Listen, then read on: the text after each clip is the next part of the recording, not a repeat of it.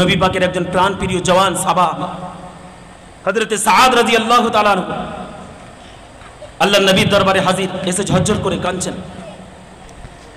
নবী আমার জিজ্ঞেস করছেন, হে সাআদ, তুমি কাঁদছো কেন? তোমার কাঁদার কারণটা কি? হযরতে সাআদ রাদিয়াল্লাহু তাআলা আনহু ঝরঝর করে কাঁদতে কাঁদতে বলেন, ইয়া রাসূলুল্লাহ, ইয়া হাবিবাল্লাহ, আমি সাআদ আপনার হাতে হাত দিয়ে কলমা পড়ে মুসলমান হয়েছি, ইসলাম গ্রহণ করেছি। আজ প্রায় 7-8 মাস হয়ে গেল। ইয়া রাসূলুল্লাহ, আমার জীবনে যতটা পারি আমি চেষ্টা করে আপনার প্রতিটা হুকুম, আপনার প্রতিটা সুন্নতের ইত্তেবা করেছি, প্রতিটা সুন্নতের প্রতি আমল করেছি, কিন্তু আমি সাআদ, আমার জীবনে ভয় হয়। ইয়া রাসূলুল্লাহ, ইয়া হাবিবাল্লাহ, আমি দেখতে অসুন্দর, সাআদকে দেখতে ভালো ছিল না। চেহারার মধ্যে বসন্তের দাগ ছিল, গত্ত গত্ত, পক্সের যেরকম দাগ হয়।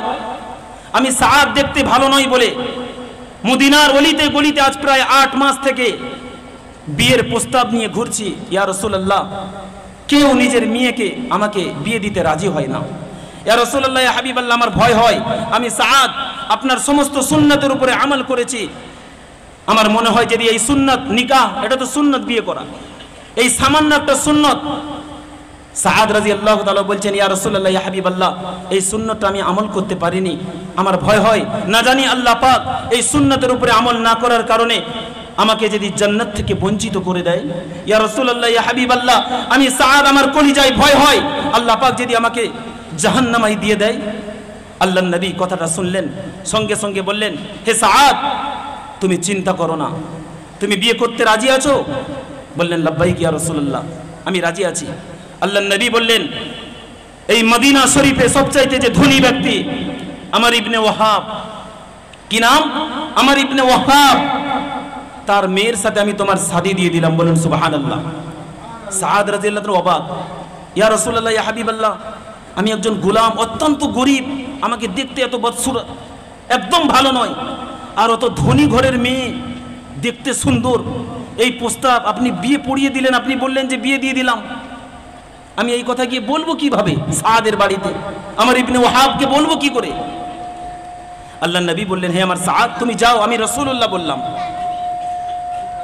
আল্লাহর নবী সাহাবা আমর ইবনে ওয়াহাবের বাড়িতে চলে গেলেন, গিয়ে সমস্ত ঘটনা খুলে বললেন। এই কথাটা শোনার সাথে সাথে আমর ইবনে ওয়াহাব রেগে আগুন। স্বাভাবিক রাগার কথা যে আমি এত ধনী ব্যক্তি, আমার মেয়ের জন্য তোমার বিয়ে দিয়ে দিয়েছে, তুমি এই প্রস্তাব শোনাতে এসেছো, তোমার সাহস তো কম নয়। এই কথা বলার সাথে সাথে আমর ইবনে ওয়াহাব সাআদ রাদিয়াল্লাহু তাআলা আনহুকে লাঞ্ছিত বঞ্চিত করে দরজা থেকে বার করে দিয়েছে। চলে যাও রাসূলের দরবারে, আমি তোমার প্রস্তাবকে মানব না। এই কথাটা আমর ইবনে ওয়াহাবের মেয়ে বাড়ির ভেতর থেকে শুনছিলেন। সঙ্গে সঙ্গে বাড়ির ভেতর থেকে বেরিয়ে এলেন, আব্বাজান, আপনি কি অপরাধ করলেন? এত বড় অন্যায় আপনি কি একবারও চিন্তা করে দেখেছেন?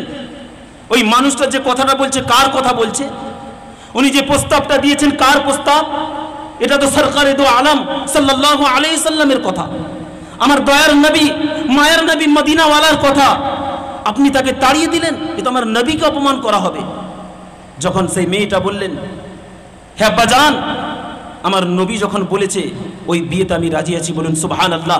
আপনি চলে যান, চলে যাও, জলদি চলে যাও নবীর দরবারে, আল্লাহর নবীর কাছে গিয়ে ক্ষমা চাও।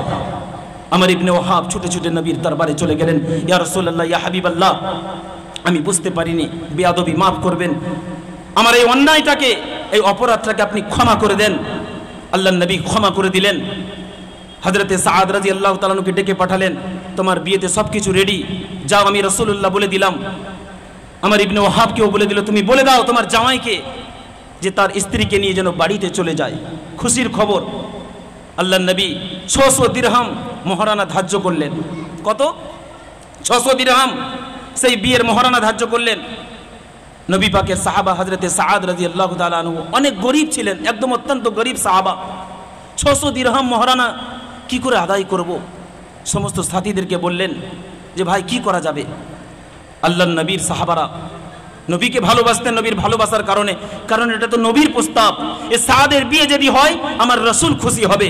তাই সমস্ত সাহাবারা আলোচনা মাশওয়ারা করে তারা টাকা তুলে হযরতে সাআদ রাদিয়াল্লাহু তাআলা আনহুর হাতে 600 দিরহাম মহারানার টাকা তুলে দিলেন। সাদ, তুমি চলে যাও মদিনার বাজারে, তোমার নতুন বিবির জন্য ফুলসজ্জা রাতের জন্য তুমি সামান কেনাকাটি করে নাও। এই মহারানার টাকা নিয়ে তোমার বিবির মহারানা আদায় করে তুমি তোমার বিবির কাছে চলে যাও। হযরতে সাদ রাদিয়াল্লাহু তাআলা আনহু কথাটা মনোযোগ দিয়ে শুনবেন। কেমন নবীর ইত্তেবা, ইমানি পাওয়ার। দুনিয়ার জমিনে তানাদের কাছে সবচাইতে বড় জিনিস ছিল নবীর রাজি, আল্লাহর রিজাবান্দি। নবীর রিজাবান্দি ছিল সবচাইতে বড় দৌলত। দুনিয়ার জমিন কোনো নারী, টাকা পয়সা কিছু বড় ছিল না সাহাবায়ে কেরাম রাদিয়াল্লাহু তাআলা আনহুদের কাছে। হযরতে সাদ রাদিয়াল্লাহু তাআলা আনহু নবী পাকের প্রাণ প্রিয় সাহাবা, মনে অনেক খুশি হওয়ার কথা স্বাভাবিক। গরিব মানুষ, মদিনার সবচাইতে ধনী ব্যক্তি, তার মেয়ের সাথে বিয়ে হবে, আমার সব ব্যবস্থা হয়ে গেল। মদিনার বাজারে চলে গেলেন, দোকানে পা রেখে দিয়েছেন। কিসের জন্য? বিবির জন্য সমস্ত সামান কিনবেন। যেই কিনতে যাবে হযরতে সাদ রাদিয়াল্লাহু তাআলা আনহু মদিনার জমিনে, মদিনার বাজারে হযরতে সাদ রাদিয়াল্লাহু তাআলা আনহুর কানে জিহাদের আওয়াজ এসে যায়। কে যেন জিহাদের ঘোষণা করে জিহাদের দামামা বাজিয়ে দিয়েছে। হযরতে সাদ অবাক হয়ে গেলেন। কেমন ইমানি পাওয়ার দেখুন, নবীর ভালোবাসা দেখুন, মহব্বত দেখুন। সাদ থমকে দাঁড়িয়ে গিয়েছেন, মহারানার টাকা হাতে রয়েছে, সামান কিনা বন্ধ। সাদ নিজের মনকে নিজে প্রশ্ন করছে, হে সাদ, তুই বল, আজকের দিনে মদিনার সবচাইতে ধনী ব্যক্তি তার মেয়ের কাছে যাবি, ফুলসজ্জার রাতে যাবি, না মদিনার উম্মত প্রেমী নবী, মায়ের নবী মদিনাওয়ালা জিহাদের ঘোষণা করেছে, জিহাদের এলান করেছে, সাদ তুমি জিহাদে যাবে? নিজের মনে প্রশ্ন করে সাদ সিদ্ধান্ত করলেন যে সাদ, দুনিয়ার জমিনে কোনো ধনী ব্যক্তির নারী কারুর পরোয়া করে না। যখন নবীর আওয়াজ এসেছে, জিহাদের ঘোষণা এসেছে, আমি সাদ আর থাকবো না। ওই মহারানার টাকা নিয়ে বিয়ের পোশাক কেনা বাদ দিয়ে ওই টাকা দিয়ে জিহাদের পোশাক কিনে, জেরা, যাকে আরবিতে জেরা বলা হয়, লোহার পোশাক, জিহাদের পোশাক কিনে হযরতে সাদ রাদিয়াল্লাহু তাআলা আনহু জিহাদে চলে গেলেন। একের পর এক কাফেরদেরকে হত্যা করতে করতে যুদ্ধ করতে করতে এক পর্যায়ে কাফেররা হযরতে সাদ রাদিয়াল্লাহু তাআলা আনহুকে এমন ভাবে আঘাত করলেন, হযরতে সাদ রাদিয়াল্লাহু তাআলা আনহু সঙ্গে সঙ্গে শাহাদাত বরণ করলেন। বলেন সুবহানাল্লাহ। আল্লাহ পাক এত বড় খুশকিসমতি করলেন, হযরতে সাদ শাহাদাত বরণ করলেন। নবী আমার জিহাদ যখন শেষ হয়ে গিয়েছে, সাহাবাদেরকে নিয়ে মুসলিমদের লাশগুলোকে তুলে তুলে আনবে, কারণ দাফনের ব্যবস্থা করতে হবে। নবী আমার সাথী সঙ্গীদেরকে নিয়ে জিহাদের ময়দানে চলে গেলেন। যখন মুসলমানদের লাশগুলো একটা একটা করে তুলে তুলে আনা হচ্ছে, সেই সময় দূর থেকে দেখে একটা লাশ পড়ে রয়েছে, ক্ষত বিক্ষত অবস্থা, দুরবস্থা। নবীর সাহাবারা আস্তে আস্তে করে যখন সাদ রাদিয়াল্লাহু তাআলা আনহুর কাছে পৌঁছে গেলেন, দূর থেকে দেখে আল্লাহর নবী দেখেন যে সাদের লাশ। নবী আমার অবাক হয়ে গেলেন, কি ব্যাপার? সাদ তো আজকে বিয়ের দিন আমি রাসূলুল্লাহ ঘোষণা করে দিলাম মসজিদে নববী থেকে, সাহাবারা সকল সাথীরা মহারানা টাকাও তুলে দিলেন, উনি তো বাজারেও চলে গিয়েছিলেন সমস্ত কিছু কেনার জন্য, সাদ এখানে কখন এলো, কিভাবে জানলো? আল্লাহর নবী তাকিয়ে দেখেন সাদের মাথার লোহার টুপিটা ফাটা, মগজটা জিহাদের ময়দানে ঢালা, ক্ষত বিক্ষত অবস্থায় পড়ে রয়েছে। হযরতে সাদ রাদিয়াল্লাহু তাআলা আনহুর জবানটা বেরিয়ে গিয়েছে। দয়ার নবী সাদের চেহারার দিকে তাকিয়ে ঝরঝর করে কেঁদে ফেললেন। সাদের কি অবস্থা! কাঁদতে কাঁদতে নবী আমার আবার আকাশের দিকে তাকালেন। তাকানোর সাথে সাথে প্যারা নবী সাল্লাল্লাহু আলাইহি সাল্লাম মুচকি হেসে দিলেন। আবার কিছুক্ষণ পরে আল্লাহর নবী আসমান থেকে মুখটা ফিরিয়ে মাথাটা নিচু করে নিলেন। সাহাবারা জিজ্ঞেস করলেন, ইয়া রাসূলুল্লাহ, ইয়া হাবিবাল্লাহ, আপনাকে তো দেখলাম কিছুক্ষণ পূর্বে সাদের লাশ দেখে আপনি ঝরঝর করে কাঁদছেন, তারপরে আকাশের দিকে তাকিয়ে আপনি হাসতেছিলেন, তারপরে আবার আকাশ থেকে মুখটা ফিরিয়ে নিলেন। ইয়া রাসূলুল্লাহ, ইয়া হাবিবাল্লাহ, দয়া করে একটু কারণটা বলবেন। দয়ার নবী সরকারে দো আলম সাল্লাল্লাহু আলাইহি সাল্লাম বলেছিলেন, হে আমার সাহাবারা শোনো, আমার সাদ আমাকে এত ভালোবাসে, এত মহব্বত করে, আমি কল্পনা করতে পারি না। আমি সাদের এই দূর অবস্থা দেখে আমি রাসূলুল্লাহ চোখের পানি সামলাতে পারি না, আমার চোখ থেকে ঝরঝর করে পানি পড়ে গিয়েছে। বলুন সুবহানাল্লাহ। আমি রাসূলুল্লাহ ঝরঝর করে কেঁদে ফেললাম, আমার সাদের এই অবস্থা। তারপরে আমি রাসূলুল্লাহ যখন আকাশের দিকে তাকালাম, মুচকি হাসলাম।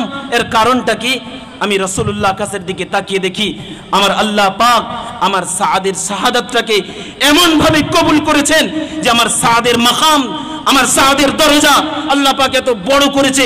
আমি রাসূলুল্লাহ খুশিতে মুচকি হেসে দিলাম, বলুন সুবহানাল্লাহ। আমি রাসূলুল্লাহ আমার সাদের মাকামটাকে দেখে মুচকি হেসে দিলাম। ইয়া রাসূলুল্লাহ, ইয়া হাবিবাল্লাহ, তারপরে আকাশ থেকে মুখটা কেন ফিরিয়ে নিলেন? দয়ার নবী মুচকি হাসতে হাসতে বললেন, ইয়া আমার সাহাবারা, আমি দেখতে পাচ্ছিলাম আমার সাদ যখন শাহাদাত বরণ করেছে তার সাথে সাথে আল্লাহ পাকের জান্নাতের সমস্ত দরজা খুলে গিয়েছে, বলুন সুবহানাল্লাহ। আকাশের সমস্ত দরজা আল্লাহ পাক খুলে দিয়েছেন। জান্নাত থেকে অসংখ্য অগণিত হুরেরা, যাদেরকে কোরআনের ভাষায় হুর বলা হয়, সুন্দরী নারী যার তুলনা করা যাবে না দুনিয়ার জমিনে, যার কথা বলে বোঝানো যাবে না যে কেমন নারী, সেই অতি সুন্দরী নারীগুলো জান্নাত থেকে ছুটে ছুটে ছুটে ছুটে আমার সাদকে কোলে তোলার জন্য তারা কম্পিটিশন করে ছুটছে। কিসের জন্য? যে কে সর্বপ্রথম গিয়ে আমার সাদকে কোলে নিয়ে জান্নাতে চলে যাবে। আমি রাসূলুল্লাহ তাকিয়ে দেখছিলাম, কিন্তু ওই জান্নাতের হুরগুলো যখন তারা কম্পিটিশন করছিল, ছুটাছুটি করছিল, তাদের সামনের পর্দাটা সরে যাচ্ছিল। আমি রাসূলুল্লাহ লজ্জায় মুখটা নামিয়ে নিয়েছিলাম, বলুন সুবহানাল্লাহ। আল্লাহ পাক আমার সাদকে এত বড় মর্তবা দান করেছে কিসের জন্য? আমি রাসূলুল্লাহ আমাকে ভালোবাসার, আমার ইত্তেবা করার জন্য, বলুন সুবহানাল্লাহ।